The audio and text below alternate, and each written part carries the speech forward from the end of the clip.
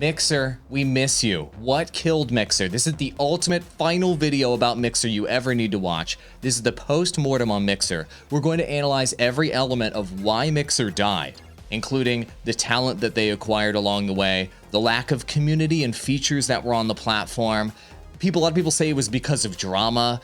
Microsoft was so well funded. Did they give up on it too early? We're going to look at the numbers, we're going to look at the facts, and provide some spicy takes on why Mixer died. I mean, it was a platform with 4 million concurrent streamers on it. Absolutely crazy. And the number one reason, in our opinion, that it died is this right here. A lot of people thought that Ninja and Shroud joining Mixer with these multi-million-dollar deals, arguably, what was it, 30 or 50 million dollars, something crazy, it was like 30 million dollars or so for Ninja, 10 million dollars for Shroud. A lot of people thought that was a boon for the platform and that it actually would help growth. Well, guess what, guys? The numbers say otherwise.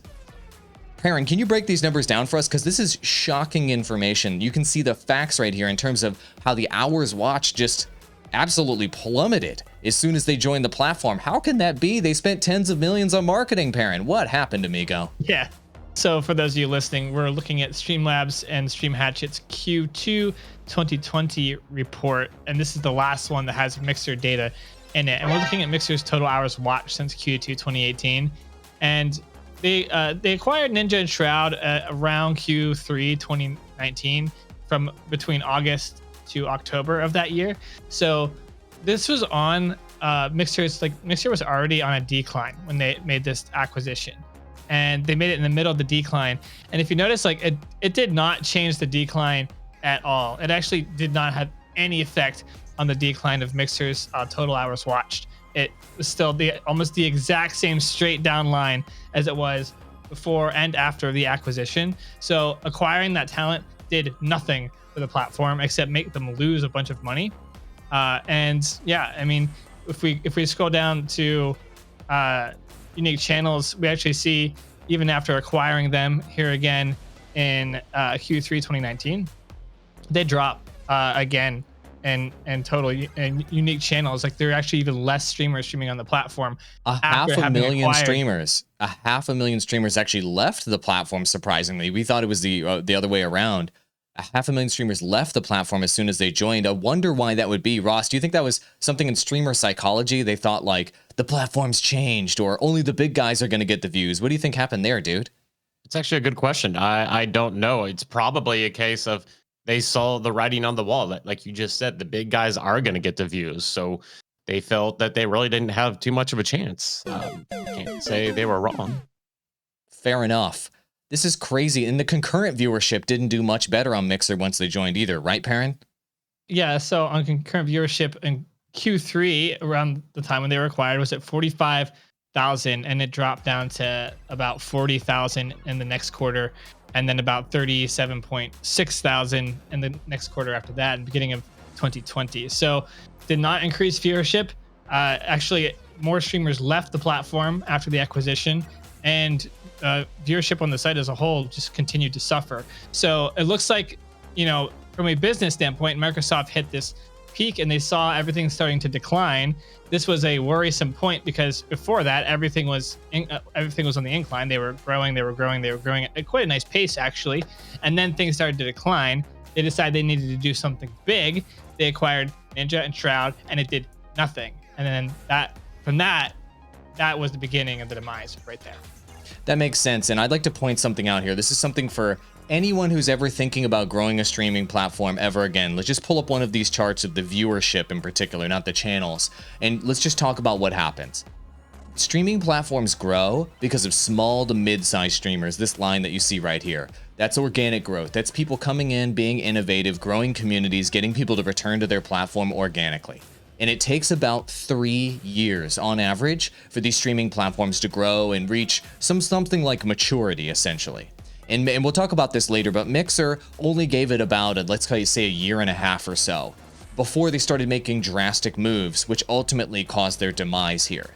And so one thing I'd like to point out is that big talent does not make or break platforms. Same thing with Twitch or YouTube or otherwise. It's the small to mid-sized talent that is the foundation of the platform, that is the growth of the platform, and always will be moving forward. So if you're thinking, I need to follow the big guy, I need to follow the big streamer, this is a perfect case of don't do what the big streamers are doing. In fact, you should consider doing the exact opposite of what the big streamers are doing, because wherever they go, demise is sure to follow, decline is sure to follow. And if you see a platform in the future make an acquisition of major talent like Shroud or Ninja, see that as a sort of moment of desperation, where they just can't make their platform work, they can't make the numbers go up, and they just think, if I can just splash some money in there, maybe I can make something happen. It's like a desperate ad campaign and a desperate Super Bowl ad for a company that is on the decline, and they have one last hurrah to try to make it happen.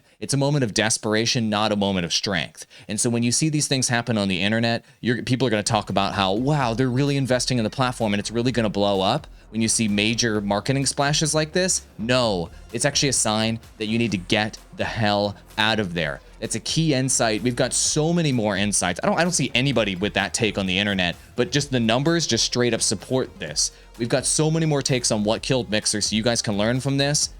Let's play the ad and pay the bills. This podcast is sponsored by Restream. Why live stream to one platform when you can simultaneously live stream to every platform to discover new audiences faster using Restream.io?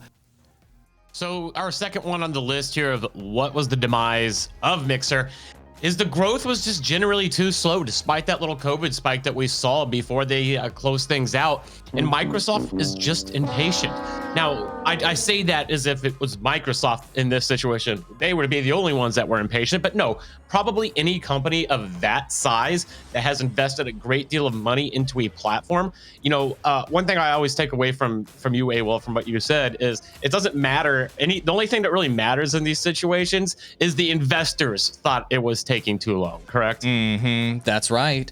And so Mixer obviously rolled out some marketing materials and stuff like that. Like this, really, look at this horrible video, this cheesy video of like, let's sit down and have a talk about the Mixers. Look at this, the Mixer marketing video. I'm sorry, parent. Look at this thing, dude. Where'd you guys find this freaking dinosaur of a video?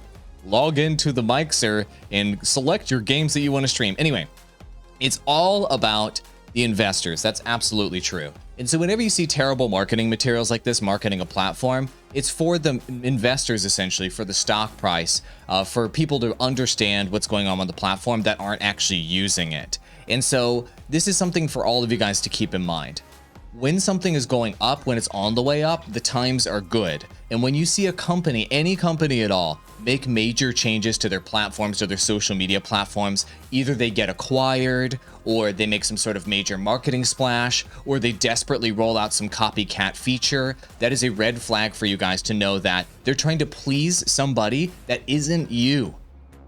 It isn't you. They're trying to please their investors, their executives, their board, something like that, with stupid marketing materials like this and big moves like this. And that means it's time for you to be exploring multiple platforms, for you to be exploring, God, look at this. You can use the Mixer, and start broadcasting on your mobile telephone. It's really funny to watch this relic and to know that the platform died and all of this marketing that you see here ultimately was worthless. But it just shows that Microsoft was impatient. And I personally think, and look, Perrin, let me know if you can see numbers that say otherwise. I think if they stuck with it for another 2 years, Mixer would have been wildly successful at the end of the day if they could have licked their wounds. Oh yeah, if they could have licked their wounds from what happened with the miscalculation with Ninja and Shroud investment, and then just reinvested back into small to mid-sized streamers. I mean, there is some data here to support this, wouldn't you say, Perrin? Yeah, this is like one of the biggest things that I saw with Mixer. It was like they quit just a little too soon. And at the end, we see this steep incline in the graph when we're looking at total hours watched from Q1 2020 to Q2. They went from 81 million total hours watched up to 106 million. This was like their biggest increase since the end of their organic growth period. And this was happening primarily due to COVID-19, but also this was also a bit of a bump, I would say, a bit of an artificial bump, and the platform dying generated a lot of a buzz about the platform, and I think a lot more people came over to check out streams as they were ending. It's an interesting thing when a platform dies. So I think this drew some attention, but most of this was COVID-19 bump, and they quit right on the rise of that bump. And if you looked at other platforms' data, they hit that bump and they've stayed up there since then, mostly because, at least in the United States, we're still dealing with the same problems. So they missed out on an organic growth opportunity by quitting too soon. And if you look across the board at the rest of the data, it says the same thing. The total hours streamed were through the roof too. Suddenly, a bunch of streamers were streaming again from Q1 2020 to Q2. It was 28 million hour streams to 36 million hours streamed, which is their biggest spike, I think. It was close to their all-time high. All of a sudden, like they shut down the platform at an all-time high, almost, or tied for an all-time high, hours streamed and hours watched on their platform. And they said, you know what? Things are coming back. Things are on the way up. People are just joining the platform. I mean, look at this. This is an all-time high of unique channels. 5 million channels around the platform. You know what? More people are interested in streaming in our platform than ever. Let's just go ahead and shut it down. Isn't that crazy? I mean, look at these numbers. Like, the facts don't lie. Let me ask you guys this, because this is the first thing that came to my mind when I saw this now, is that after this initial boost, that tells me that the very least the writing was on the wall, or they had already started to make that decision before COVID even hit to shut it down. They did, I think. I mean, they made the decision right as it was all happening. I don't think they could have predicted the bump, but like, they hadn't actually closed the doors yet, and this data came out. Like, we could see it, and the doors were still kind of open. They were still in this period where they said that they were going to end, and then this happened. And if you look at unique channels, at least in Q2 2018, this was the best growth in the history of Mixer.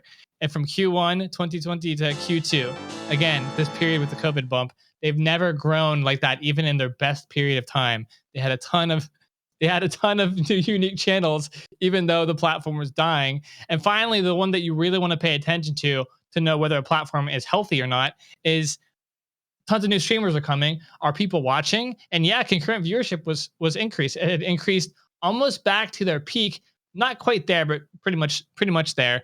From Q1 2020 to Q2, 37,000 monthly concurrent viewers to 50,000. Their highest peak was 52,000. So they were very close to their peak on their platform again at the very beginning of COVID. So everything was looking good at the end. That's the thing. That's like kind of the sad thing. Crazy. Everything looked great. Yeah, normally products like die, right? Like slowly die, and it's sad, and they finally shut it down and you're not surprised, like Anthem, for example. There was no activity on it for a while. But in this case, Mixer was going up to what probably would have been all-time highs by the next quarter, and maybe even beyond, reaching 50%, 60, maybe 80% higher than all of their averages prior to this. And so I'd like to kind of highlight that companies, if you're going to get into the video game, and there's going to be a bunch of more companies that out there that try this.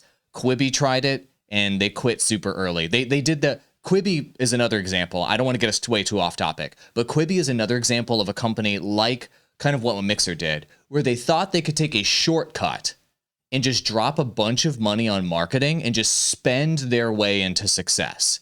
And what we see over and over again is that with a content platform, Quibi or Mixer or Blip TV or any of the other ones that have launched and failed, Go90, you name it, they try to spend their way into quick success to impress the board of directors, to impress investors, and ultimately that doesn't work. You need 5 years of patience to be able to make it, to grow organically. And so I think they absolutely pulled the cord too early, but there are other things that killed Mixer as well, right, Ross? Yep, there are. And the one that I'm actually kind of interested in getting your guys' opinion on, because I didn't like it. It never really made too much sense to me, but the lack of robust Xbox and PC and Mixer integration. I know that we had written down here the lack of robust, meaning there was nothing really magical to it that made it stand out. But I personally don't even necessarily see the benefit of siding with one console just to make it easy. And I understand it's because Microsoft owned it. But to me, that kind of alienates a lot of potential people you just do something specifically in this case like Microsoft did for Mixer with the integration. I don't see any long-term benefit to it. I have a hot take on this one. So I thought that there was a huge opportunity for Microsoft to double down on Xbox and PC integration with their new business model, guys. What's the new business model for Xbox in general? Game Pass. It's Game Pass. Game Pass is the Netflix of games. And so I thought that the Game Pass and Mixer would become essentially like synonymous with each other, and they would be using Mixer as a marketing engine for Game Pass, doing integrations on Mixer for Game Pass. For example, if you become like a Mixer partner, for example, you get free Game Pass subscription. And then adding other features like if you if you stream Game Pass games, it will detect it from your Xbox or your PC, and you'll get bonus commissions if other people sign up for Xbox Game Pass or log in using their Xbox Game Pass while they're in your chat, and you actually get a monthly commission off of the subscriptions that you're driving. Like stuff like that would have made the streamers tons of reoccurring subscription revenue. Also, think about the sub possibilities. You can subscribe to a Mixer streamer's community, and then in the process, you can gift other people things like Xbox Game Pass subscriptions in chat. Like the Xbox Game Pass Netflix of games integration was a massive business missed opportunity. The long-term dividends that would have paid off would have been astronomical. And having Game Pass with a built-in feature within Game Pass to then go live with your Game Pass games on Mixer and etc., doing all of the social integrations and what have you would have been massive. Having a featured Game Pass section there, etc. I just feel like they could have made hundreds of millions of additional dollars by using Mixer as a live streaming platform for this. You're browsing games in Game Pass. Think about this. You're browsing games in Game Pass, and then they can pull up live streams of people that are currently streaming that game to get you interested in playing it.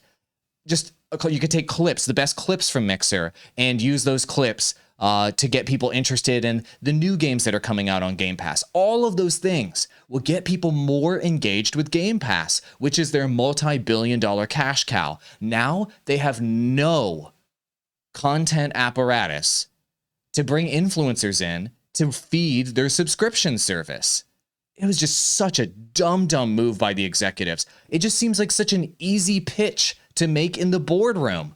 Hey guys, you know how we're going all in on subscriptions? The whole point of the way to get people engaged with subscriptions is to re-engage them, and we're going to use these online influencers you heard of. We're going to have them stream on Mixer, and we're going to have them keeping the subscribers subscribed to Game Pass.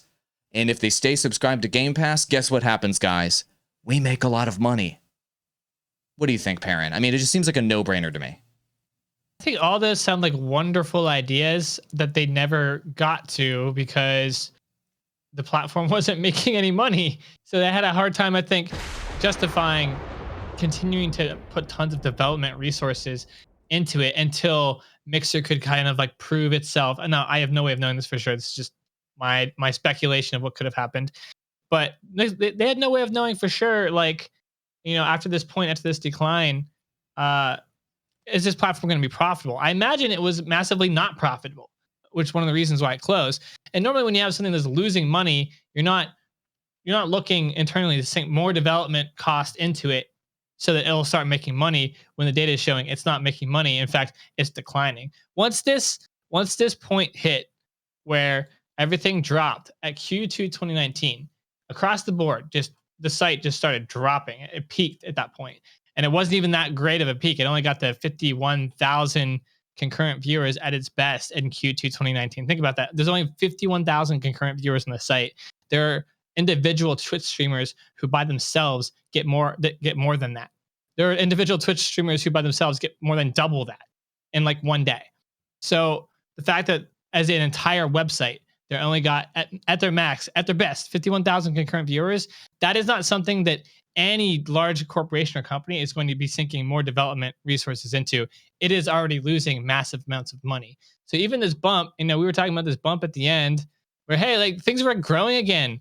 It's like, yeah, but the platform is losing tons of money. Here's the thing though, They should have known that going into. They should have known that going into it. If Microsoft was making a streaming platform, you gotta know out the gate that you're going to be taking a massive loss for years. It's basically to try to build up a marketing platform, because that's what it's, a marketing / advertising platform. That's where the money is, and it's going to take years of investment to make it work. They weren't patient enough with that. They didn't go into it thinking that. I think the investors wanted results right away, and not realizing that, like, there's no way, even if you made the most wildly successful platform, that was going to happen, because even Twitch, the most successful platform in the market, has trouble making money with their platform. It's very, very costly to run this type of service, and it's really, really hard to make it profitable at the end of the day, especially if it's not growing. And you're going to lose money on it. I mean, pretty much, I imagine every other contender, player in the market, D-Light, Trovo, etc., all losing money on this type of thing. Oh, of course they are. It's a hard business model to make money off of. But the point is, you have to take sustained losses on it for years in a row. Microsoft wasn't ready they should have realized that they weren't ready to do that from the get-go. Someone made a really good pitch in a boardroom and pitched the investors, and they liked the initial sound of it, but they expected results within year one. That was never going to be the case, no matter what happened. Makes sense. Ross. Moving down the list here, we got console streamers up AWOL. Why do console streamers contribute to killing Mixer? I'm sorry, console streamers. I love you. Look, I want to buy an Xbox Series X. Personally. Sounds like you hate them. I wish I could get. I hate all of you. Please unsubscribe. But one of the reasons why I think Mixer was not as engaged as a platform, or didn't grow as fast, honestly, is the fact that there's 2 steps to stream. Yeah, it's pretty easy to stream right here. You can see here are the steps to stream in your console. Ready? Press the Xbox button on your controller. Okay, step number 2, scroll across the broadcast tab and then broadcast your game. Really easy to live stream games from your Xbox on Mixer, right? And so those millions of streamers that we talked about a moment ago, those numbers we were bringing up a moment ago, those are people streaming from console. And there's nothing wrong with you streaming from console, except for the fact that most of these console streamers that we're talking about were just streaming gameplay. Maybe they had a crappy headset on and maybe you could hear them talking, perhaps, but that's about it. And if you look at the unique channels behind us, the 5 million channels on there, if I were to guess, 80% of those were just people using their Xbox and just using the built-in broadcasting integration to go into the platform. At least 80%, maybe 90% plus. So there was a zombie horde, basically, of ultra low quality streamers on the platform, which obviously made the platform far less appealing from a viewer standpoint. I mean, Perrin, I'll let you say what you've been saying recently, but I'm pretty sure that just watching people play video games on the internet isn't something that's interesting anymore, right? I mean, it used to be back in, what was it, like 2012 or later? Like, there was this novel concept where you could stream a video game on the internet, and that was cool. That was like, wow, you can just stream playing a video game live. That's insanely entertaining. It's been enough years where that concept is no longer a novel concept. It's no longer interesting. You got to bring an extra layer to it here. And these Xbox streamers were going backwards, where they weren't even on camera. They were literally just auto streaming their rando gameplay from their home, from their living room. Like, there would be zero reason for anybody to watch any of that content. And here's the thing, that's going to cost Mixer money, right? Because they're going to have to deal with all that video bandwidth that's coming in that nobody is watching. So you're now like bloated because of that feature, because it's so easy. It's literally 2 steps to stream from Xbox. Like, anybody could do it. My mom could do it. So your mom did do it. 100%. Probably. Your mom's my favorite streamer. I think she got rid of my Xbox a long time ago. She's your favorite OnlyFans streamer. Anyway, keep going. Wow, guys. Wow. Jeez. Okay. I didn't go there. That was AWOL. Jesus. I like OnlyFans, but not like that. Come on, guys. Anyway, back to the topic on hand. You know, anybody can do it, and you upload to the platform. So they have to pay money for all the think about all the random, Xbox gamers who are like, I'm going to be a successful streamer now. I'm just going to click the stream button on my Xbox, go live, and see what happens. And, they may as well do it even if no one watches, because it's so easy. Mixer as a company had to deal with all that video bandwidth. They had to pay money for it. They had to process all of it, and nobody is watching or gives a shit about it. Yeah, that's a good point. This is really true. That's like a lot of waste of resources there. That was a terrible idea for them, making it easily accessible. Listen, I'm totally taking the approach. This is how I feel, so I'm sure everybody else feels the exact same way, even though I know that's not true. The fact that you can click a button on your Xbox and go stream to Mixer, like that did nothing to me. I think they greatly overestimated the power of trying to make that easy. It did nothing for me. Making it simple to do it. I don't think it swayed people's opinions on whether or not to stream. I don't. Yeah, I think that, anyway, I don't want to go too much into this, but I think that that was a missed opportunity, in my opinion, for them to sell hardware upgrades. So, look, I'm an ice cold corpo. I'm always thinking about how can you make some cash. And I think that a Mixer upgrade package would have been something that they could have sold. So you can buy your Xbox Series X, for example, and we need to move on after I pitch this idea, but it doesn't matter at this point because they're not going to do it. But you buy your Xbox Series X, for example, and then you can do a Mixer add-on, essentially. So you can do the Mixer package. And so you buy the package, you get some sort of proprietary check mark or gold box around your Mixer profile, making you feel like you have clout. Then they give you some sort of mid-tier microphone and mid-tier camera that you plug into your Xbox that's integrated. And then when you go live on Xbox, they give you a handful of scenes and basic alerts that are through your Xbox integrated into Mixer that you can use. So you go from being a garbage streamer to being like an okay streamer using this, let's call it $120 add-on package that you buy for your Xbox. It sells hardware, it engages users to stream on Mixer. They feel like they're getting more clout and they have a higher chance of succeeding. I feel like it could have been a winner of an add-on package. I mean, people bought Connect, and that was a piece of hot garbage. And so this actually ties into what 1/3 of young people in the world say that they want to do for a living, which is being an influencer. And so they could have sold the Mixer influencer package upgrade on top of Xbox. Another missed business opportunity in my point, and in my opinion, that would have separated them from PlayStation, from Switch, and from PC for that matter, making it like a turnkey solution for people to become a famous quote-unquote influencer in gaming. Once again, missed opportunity. Back to you, Ross. Yep. Speaking of hardware upgrades, we're doing an awesome $1,100 valued giveaway. We're giving a Pro Podcast production studio. That's a beautiful Mixer, Procaster microphone, professional studio, boom Mixer. arm, microphone. Yeah. Jesus, AWOL. Sorry. A shock mount, a pop filter, a standard license 3-month, 2 Buddy Legends license 3-month, and AWOL will write a custom joke to go along with that.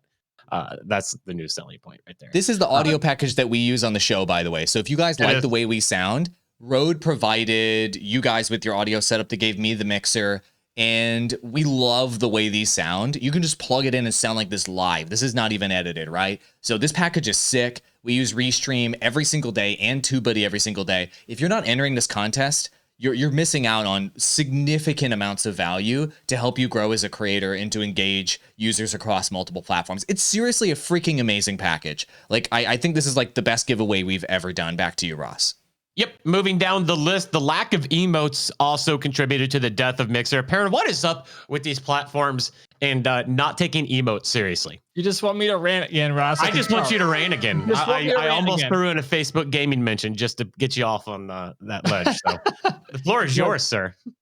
So, I mean, I have this rant quite a bit. I feel this way about Facebook gaming.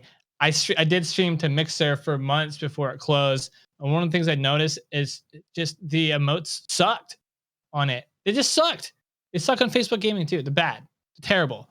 You know what? No, none of these developers, none of these business people making these platforms have actually looked at why Twitch is successful. Like psychoanalyzed why Twitch is successful. And it's successful because tribal community happens there and meme culture happens there. And it's almost all based around emotes. Go to Forza's stream. This is where a lot of this stuff gets created. It's where Franker Z-Face, where better TTV emotes, which are used predominantly on the platform, more so than the actual emotes of the platform. Allowing the community to create their own tribalism has allowed subscriptions to be a thing, to happen more often, right? So the fact that no other platform, including Mixer, got this destroyed them heavily because they were never able to create this culture where viewers just came for the lulls. Basically, they came for the memes. They came for the smile that they got put on their face by watching all of the crazy emote spam in chat. That's just a lot of fun for a lot of the big streamers. That never happened, and it doesn't happen anywhere else outside of Twitch because none of the other platforms have studied this enough. I feel like I'm the only one that realizes this, and I just shout it on this podcast, and then it just goes away because none of them will ever hear what I have to say about it. But this is why Facebook gaming is going to die too. So I have up here what it was to get custom emotes on Mixer. That's a spicy take. That's a spicy take. Nobody cared about custom emotes on Mixer. Nobody gave a shit, and that is one of the reasons why they died, because they weren't able to develop a tribalized community out of it, and you weren't able. And then creators had a harder time growing their own communities within the platform, and this is why concurrent viewership didn't grow. This is why there wasn't a lot of chat activity. It just catapulted from there. Am I too off base here, guys? No, you're not. Moving on. Agreed. Moving down the list, the monetization model was extremely confusing. Well, it's already confusing enough. Just trying to monetize your stream, whether it's on Mixer or any platform. What did Mixer do that just made it almost gross to even think about monetization on the platform? Yeah, so Mixer had, remember the things? They also had the stuff there. Damn, I can't remember any of the monetization methods on Mixer because they were so unbelievably confusing. Exactly. Like, nobody has any idea how to make money or how to give anybody money. There's like points or jigger things. Maybe you're a partner, but then they pay you through extra points through Mixer, but you can also get sparks and embers, guys. And Never embers. Forget. There's a spark, there's an ember, there's a pro subscription, but there's also points. And anyway, I think I've made my point here. Moving on. Back to you, Ross. They invested in top talent rather than growing talent. We kind of hit this at the start, Perrin. You kind of brought up how instead of investing money into 2 top streamers who are going to bring in a couple views, actually invest that money into the people who are actually growing the community on Mixer. Yeah, Facebook Gaming is making this mistake right now. Unfortunately, it's the same mistake, tale as old as time here. But I mean, clearly they bought huge talent and it didn't work. I mean, we've looked at the numbers. I'm not going to review that part again. The thing I do want to say is the biggest misstep that these platforms make is, when they're starting from nothing and they're growing because of the small to medium-sized streamers there. That organic bump that we see in the beginning where Mixer looks good is because of those streamers. Why is it the case, and I'm looking at you, Facebook Gaming, that you continue to not invest in what is bringing you organic growth? Why do you not invest in small and medium-sized streamers? Because they are what is growing your platform. Not as soon as they brought the big guys over, I mean, that did nothing. It did not. Bringing Ninja and Shroud, all it did was made them waste millions of dollars in a very small amount of time, by the way, because they had to close the doors and pay out the contracts. So what platforms need to do is invest in what creates organic growth. And it is clear that is small to medium-sized streamers, not large, already successful streamers. Yeah, I'd like to add one point to that really quick. Just in general, when you're trying to transfer audience from one platform to the other, we've talked about this before, only 10 to maximum 20% of your audience will go from one platform to another. So when Shroud and Ninja tried to transfer their audience from Mixer over, or from Twitch over to Mixer, only 10% or so came over. And so thinking that you can acquire talent and you're going to somehow get their tens of thousands of concurrent viewers to come over to your platform, no, that's not how it works. Like, if somebody's getting currently 30,000 concurrent viewers, when they come over to your platform, they're only going to have 3,000 to 5,000 concurrent viewers. And that's exactly what we saw from Ninja and Shroud. Even if they have extremely loyal communities, you can't buy someone's audience, even if you buy the talent. Why? I've talked about this over and over and over again. The platforms own the audience. The talent does not own the audience. Shroud's viewers, only 10 to 20% came over. The rest of them, the 80 to 90%, stayed on Twitch because they just want to watch streams on Twitch. They didn't want to go to Mixer. So platforms, get this through your thick skull. You can't buy audience. Instead, you have to invest in talent on the ground level.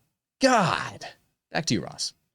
It didn't die because there was any drama involved. It just died simply because of bad business decisions. Again, AWOL, we're kind of going back to what we talked about earlier here, that it's not the drama surrounding a situation of bringing on new people. It's not the drama of it being exclusive to Microsoft or whatnot. At the end of the day, it's literally just bad business decisions. And I think at this point, they would probably admit that to you as well.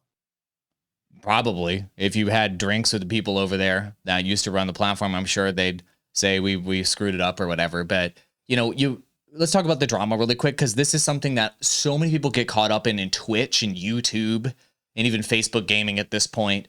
You see posts of like people hating on Twitch, are like, Twitch is mishandling their community. They should have banned this streamer, but they didn't ban that one. Drama.